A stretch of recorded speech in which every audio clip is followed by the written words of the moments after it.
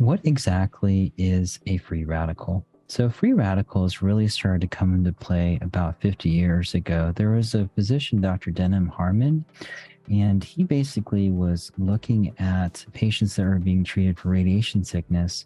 And he noticed that patients that developed symptoms of radiation sickness looked like they were aging. And so he had an idea that perhaps the way in which radiation causes damage in the body might be linked to how aging occurs. So he did several experiments, and what he did was he primarily treated two groups of rats, one with antioxidant substances and another that was a control group. And what he noticed was that the rats that received the antioxidant substances lived significantly longer, and that their behaviors and their reproductive abilities were indicative of mice that were much younger. And so it got him to thinking that perhaps antioxidants had a role in terms of aging, and kind of grew this entire field of free radical research and oxidative damage and ways in which we can limit it.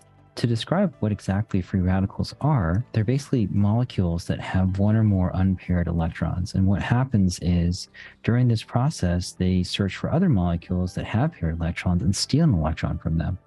And the issue with this is this can cause a chain reaction. So you have a molecule that has an unpaired electron. It'll go and find another molecule that has a paired electron, steal an electron. And then you have another molecule that has an unpaired electron, which will go and find another molecule that has paired electrons and steal an electron. It causes this chain reaction, which can cause significant amounts of damage. This diagram kind of demonstrates that pretty well. And so you have a stable molecule here, and then a free radical, due to exposure to ionizing radiation or organic pollutants, loses an electron, and then it searches for molecules that have paired electrons and it steals them. And then over time, if this occurs in certain areas of bodies, it can cause significant amounts of damage. And then the reason why antioxidants are so powerful is they donate an electron so that they can stop the damage. So you might think, well, if free radicals are so bad, why do we even have them in the first place? Well, the truth is, free radicals actually are very important in many of the body's processes. So mitochondria in our cells, they all produce ATP, which is essentially the cellular energy that's the fuel of life itself, pretty much. And that creates a large amount of free radicals. When you're destroying bacteria and viruses, white blood cells will go ahead and engulf those pathogens with free radicals, and it's very important in the defense process. When you're exercising and you're utilizing respiration, breathing in oxygen, breathing out carbon dioxide, the heart and muscles are bathed in free radicals. It's just a process of respiration and ATP production as well. And then finally, when you go outside and you experience the sun on your face, UV radiation generates a lot of free radicals. So it's a normal consequence of life and biological processes. The key thing is the balance, because your body has protective mechanisms, antioxidants we'll talk about, but it's really when these free radicals overwhelm the defense system, the antioxidants, that we tend to get issues. How exactly does free radicals cause aging? So, as I mentioned, the basic idea is with the free radical, you have a molecule that has an unpaired electron and attacks another molecule that has a paired electron and causes this chain reaction. But why is that so bad? What's bad is when those free radicals latch onto molecules in cell membranes and DNA. And so that's the basic idea as to why they cause damage. Their cell membranes are particularly vulnerable to free radical damage because they're high in fatty acids. And these fatty acids are very, very prone to becoming oxidized, to losing electrons. And the issue is when you get damage to your cell membrane, you can cause a lot of toxins to leak in, as well as water to leak out. And so you get dehydrated cells that are weakened, more likely to die or undergo apoptosis. And the other issue is that free radicals can affect the DNA and cause mutations, which can lead to, again, cell apoptosis or death, or can cause mutations in growth and lead to cancer. We also know that free radicals will attack structural proteins in the skin, so that can lead to wrinkles and discoloration, skin cancers. And it can also attack the cartilage in your joints, which can lead to osteoarthritis and obviously joint pain. Who exactly is at risk? The main individuals that we think are most at risk for free radical damage are those individuals that are exposed to certain things that are linked to free radicals, or those individuals that don't have adequate defenses. So what would those be? Well, if you're exposed to certain toxins, we do know, like environmental pollutants like smog, cigarette smoke, pesticides, agricultural toxins. There was a link to free radical formation. If you've been chronically ill and your antioxidant defenses are depleted, you're likely to develop free radical damage. If you have a poor diet and don't get enough antioxidants in your diet, you're more likely to get oxidative damage.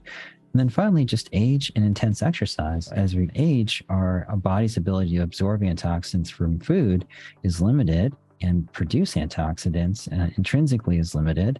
And that, of course, can lead to free radical damage. One other aspect that is overlooked is intense exercise. So, as I mentioned, when you're running or when you're doing cardio for long periods of time, you're getting exposed to oxygen.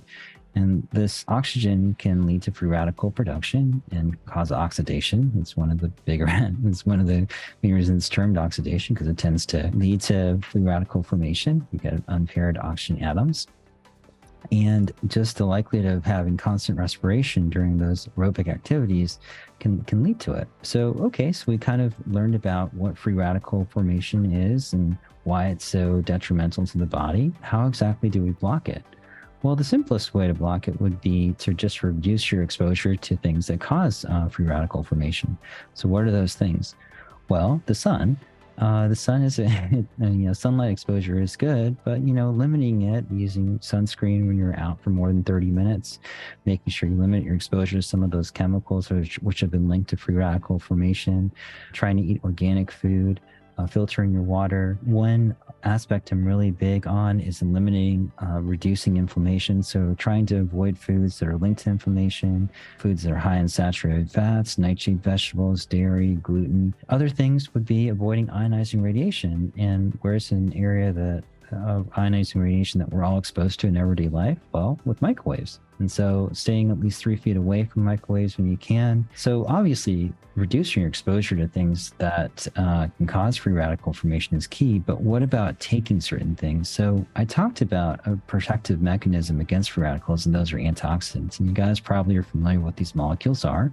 What they really are just donor molecules that give off electrons to bind to these free radical molecules that have unpaired electrons and stop the damage, right?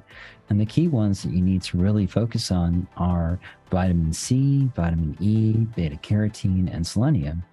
And the good thing is you can obtain all of these in a good multivitamin supplement. The VitaPack, I made sure to ensure that the VitaPack had all of those antioxidants in high quantities, but it is something that you need to add. Those particular antioxidants are important because they're essential antioxidants. Again, C, E, beta carotene, and selenium, because your body doesn't make them.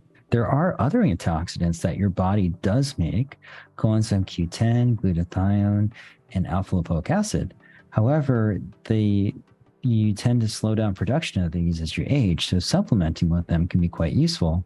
One thing to remember is fatigue itself can be linked to antioxidants. There have been a couple of interesting research studies that have come out that have shown that a deficiency of antioxidants in the central nervous system, particularly in the brain or neurons, can lead to fatigue. And the idea that some of these researchers suggested, what the brain seems to do is, if there's a deficiency of antioxidants and a large overload of free radicals, it will actually reduce energy production, because as we talked about, ATP formation can cause free radicals, right? So it'll actually reduce the amount of energy production in an effort to reduce free radical formation. Well, this is good because you won't get free radical damage, but it's bad because you'll feel a lot more tired. And I've actually noticed this with a lot of my patients when they started to take antioxidants, usually through the VitaPack. They've noticed they felt a lot better. And then another point I want to make, one thing I always mention on lab values to check is iron levels. So iron is a oxidant, so it's linked to free radical formation. It's important that you have optimal levels, but if you have excessive levels, the issue is that it can lead to increased oxidation. So you have to be really, really careful with it. Most men and non-menstruating women usually don't have an issue with iron deficiency. Some individuals do. We check for our own labs and we'll address it as need be, but it is something to keep in mind. So we talked about supplements, but what about other ways you can maintain antioxidants? Well, diet. So the key ways to obtain antioxidants would be fruits and vegetables. In the Lean for Life program, I'm a really big fan of berries, which are super high in vitamin C, beta carotene, and flavonoids, which are very potent antioxidants, as well as vegetables. So green vegetables such as spinach, kale, arugula, those are very high in phytochemicals, which act as antioxidants. So really, really key to add that to your regimen. The last thing I want to mention is because, from an aesthetics standpoint, it's really important to have a healthy skin. Making sure you have some form of skin protection when you go outside. Summer's coming in a couple of months, wearing sunscreen, but there are topical antioxidants that can work as well. Look for topical vitamin C, alpha-lipoic acid, and vitamin E, which have been shown to reduce free radical damage and thus reduce wrinkling. That would be something that would be of utility. There are some topical vitamin C solutions that are quite good. This is just one of them that has been recommended by a lot of my colleagues who have a dermatology background, but it's not the only one. And it has a fair amount of vitamin C and E and can be utilized. And then, of course, using sunscreen and limiting your time outside would be a good idea. And then, of course, remember, a great way to improve your skin is from the inside out. So making sure that your diet has an adequate amount of antioxidants is key too.